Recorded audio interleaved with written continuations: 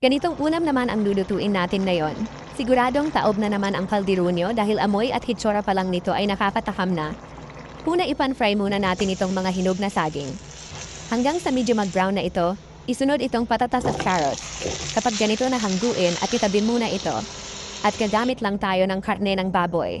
Isyar muna natin ito hanggang sa maging golden brown na ito.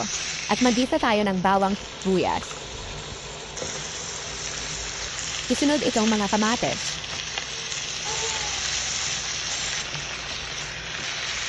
Timplahan lang natin to ng patis at ground pepper. Maglagay lang din ako ng kalahati ng pork cubes para mas malasa at malinamnam naman itong pork pochero natin. And then mag-a-add lang tayo ng tubig. At simmer lang natin ito ng mga 10 minutes. Kapag ganito na ay ilagay natin itong tomato sauce. Nagdagdag lang ako dito ng kaunting tubig. Naglagay lang din ako ng 1 kutsara ng asukal pang pabalance lang sa lasa, pero ito ay optional lang.